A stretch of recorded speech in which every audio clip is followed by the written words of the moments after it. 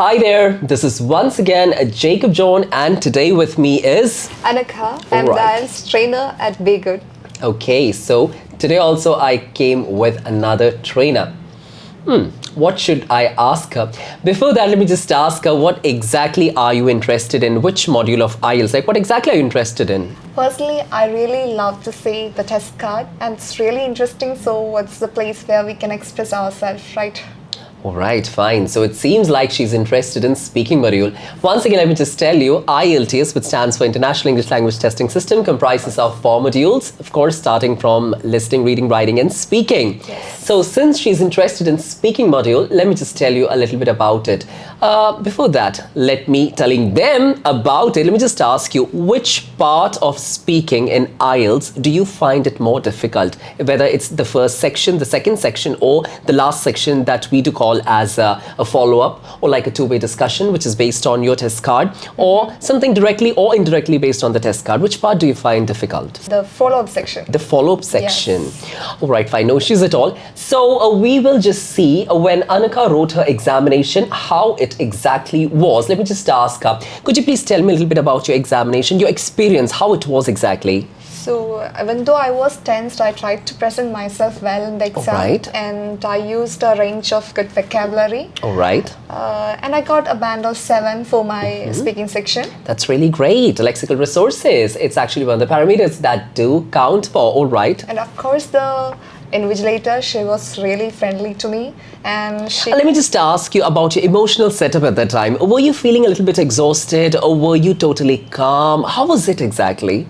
Once I entered into that exam hall, I was really calm, as I told that she really handled me very well. She handled you very well. Yes. All right. So what was exactly going in your mind at that time? Like whether she would fire you, or whether she would ask you something which is not at all understood by you. Will you be able to perform well in your examination, particularly in your speaking test? What were the emotional settings at that time? Actually, I performed very well, and when I first entered the room, when she asked some follow-up questions, at first it seems to be Greek and Latin to me. All right. But I somehow managed it, and finally I got a good score. Finally, you got a I good answered score. every questions. You and answered so- every question. Yeah. All right. So, guys, what I want you to understand is you should answer all the questions, almost all the questions that the examiner is asking you. And apart from that, no matter what, because you can see a lot of stars and moons, like, circling birds, perhaps right above your head. That's what she just said right now, that it was totally Greek and Latin for her. But it doesn't mean that you have to lose hope.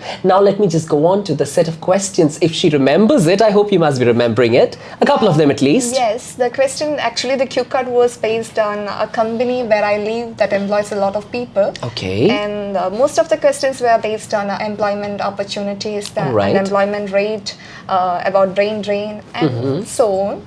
But I answered it very well. She asked about 8 or 9 questions to me. All right. Yes. Okay, so is there any other, I'm not particularly asking you all the questions that the examiner has asked you, but apart from that, let me just ask you, is there any other question that you have in your mind right now, not only based on this test card, anything else, like do you have in your mind, like you would like to answer right now and you want a clarification for that particular question? Let's just see whether she's having any doubts, so that I'll be really glad if I could actually provide her some sort of an assistance. Yes, there are most of the questions I have mentioned. Most of the questions were based on the test card, and I remember a few questions, just like she asked me whether it is very easy to find a job in India. All right. And that was the first question. I Okay, still that was the remember first it. question, like whether it's very easy to find a job or get yourself some sort of, you're getting a stable job or getting yourself fixed in some sort of a firm or company, whether it's easy or not, based yes. upon your profession.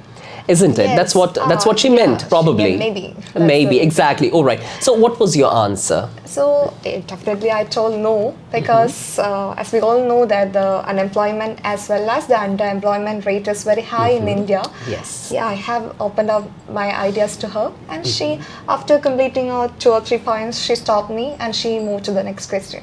All right, fine. So would you like to have some sort of a clarification regarding how to answer this particular question, other than just simply saying that the rate of employment as well as unemployment is on the increase in your country, which is of course India. Would you think like a little bit more elaboration would be better? Like what all are the circumstances or the situations that people are actually looking for? Oh, right. So it's on the rise. What? Unemployment, right? So how is it affecting you? So what I would like to personally say is like never say your answers with yes or no. Would you agree with me?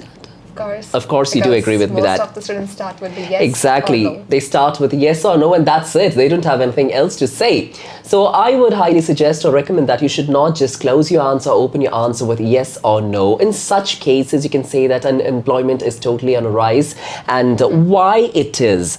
Like it could be basically the government is not able to provide food, shelter, clothing to each and every person or the population.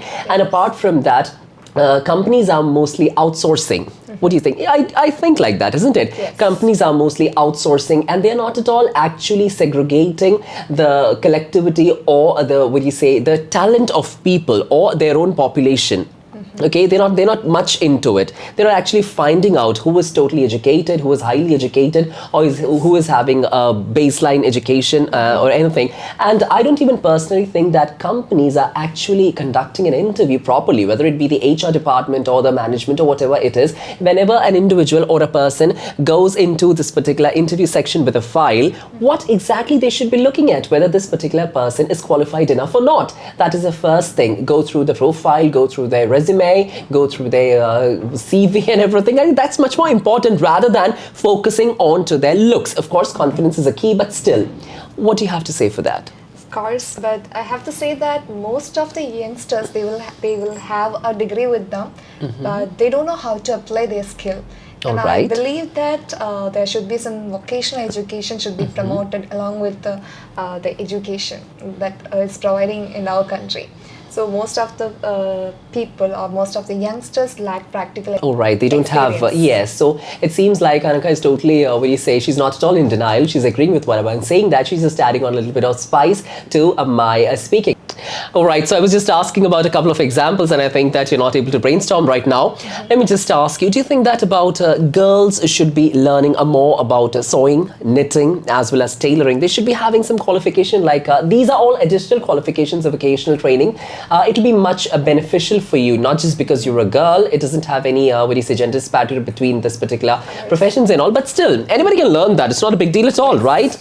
Yes, even if you go to parlor, you can see that most of the, I would say that the makeover people or the makeover personals are guys. So the way that they do is like totally remarkable, unremarkable, right? I cannot just explain the way that they're doing. I mean, they have their talents. Yes. So that's there. So whenever you are having some sort of a vocational training or you're having some sort of an additional training, it'd be much better that if you mention in your resume. So when you go for an interview, what they're going to ask you is like, oh yes, you have mentioned that you are good at this particular task or this particular profession. Could you please tell me a little bit about it? So you have to present yourself in such a way that if you have applied for one particular job and the vacancy is filled, or if they are not able to give you that particular job right now, when they go down through your resume or when they go down towards your CV and they can find that you're having some other qualification, they can actually give you that job if that post is vacant. So that is something that you have to answer. But it should be in your mind that you should not deviate from the topic as well. I guess you understood what exactly I wanted to convey, isn't it? Yes. All right, fine. So that was about one question. Let me just ask her, is there any other question that you want to say? Yeah, she also asked me whether a good salary is essential. Exactly. That's actually a is it very, important? yes, that's actually a very cunning question. Whether you go for an interview or not, they'll be always asking you, what are your expectations? Yes, of Isn't course, it? Of they course, ask that for is there. that. Yeah. I think you might have also have confronted one of these situations. Why? Because I can see from her face that she's totally sure about this question. Have you? Yes, and I have answered it in a way that, of course, money is important and a good Alright. salary or a lucrative job is really essential. And along with my answer, I added another point that satisfaction is another important Job thing. satisfaction, Job exactly. satisfaction, So yes. she used a word is like lucrative salary. So lucrative is something that it actually adds a bonus to her speaking. Why? Because about the lexical resources. That's something there. And you have used such words and you were totally comfortable with the examiners. You said that. Yeah. How would you like to stretch this particular answer more? Could you please just tell me? Yes, first I have said that a lucrative job, of course, is very important, and thereafter I have added a few general examples of people who are not at all satisfied in their life, even though they have a good job or a Right. lucrative job. 6-digit salary, 8-digit salary, Yes, whatever it is, but yes. still they But they aren't. were not happy in their life, or they are not enjoying their life. Mm-hmm. So I said salary is important. At the same time, job satisfaction is also important. So Exactly. she completely agreed with my answer, and she moved on to the next question. She moved on to the next question. That's Yes. really nice. One way or the other, you can also say that, well, of course, salary is something that is totally essential. Nowadays, without money, nothing is going to happen. That is there. But first of all, you want to get hired. You want to get paid for what you're doing. Your work should be analyzed. And apart from that, according to your, what do you say, skills, whatever it might be that you have portrayed over there, if you're getting a benefit or a beneficial package, it'll be much more beneficial for you, or it'll be much more useful for you. Yes, Isn't it? yes. So that's something that you have said, and I'm really impressed with her answer. There are many other ways that you can say. One is like, well, everything is not about salary, but yes, I should be getting a considerable remuneration with which I can live my life day to day, or I can carry on all the chores that I have to. That is something that indirectly you're telling them, but at the same time you actually want them to have this idea that you want a very good salary based on your experiences or whatever you have studied. All right, fine. So she's totally confident with her answer, and the examiner also agreed with her. She just said right now. So let me just move on to the next question. The next question was about are there many big companies in my country? All right. Yeah. Yes, in your country particularly, not in your state. No, she was talking about the country. She was talking about country, was of course, particular that's about the India. Mm-hmm. country. I don't want to explain much about the question, and she asked some more questions about the same topic. Right. Okay, fine. So, of course, India is a developing country and it's having all sorts of new companies. You know, enhancement of new companies are on the rise. It doesn't mean that people are not getting jobs. People are getting jobs according to their qualification. But survival of the fittest. You know, the selection team is something that is totally looking for those who are totally fit for that particular position. Of course. And also, in a developing country like India, it would be much better if companies are on the rise, people are getting opportunities, and of course, there are chances for these companies to be, you know, known worldwide. That's something else, isn't it? So these are some ways that you can answer your questions. You know, you can answer in plenty of ways, whatever comes in your mind, you can answer, but make sure that you don't deviate from the topic. And apart from that, what all you have in your mind, just try to focus towards the right aspect. Otherwise, it'll be like, you know, you're just in search of some greener pastures, you're just wildering, you were bewildered totally. So it'll be much better if you focus. I guess so that's there. Anyhow, I don't want to bother you more. So I was just asking her, I was just having a little bit of a chit chat with her. Meanwhile, I just thought that I'll just shoot a video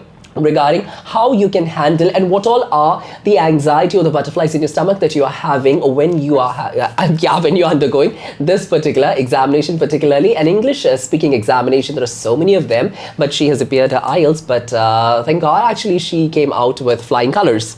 All right, thank you so much guys, as well as thank you so much Annika for actually telling me a little bit of questions and how I can expand it for you, or how what you said is right or wrong. We're just having a little bit of conversation.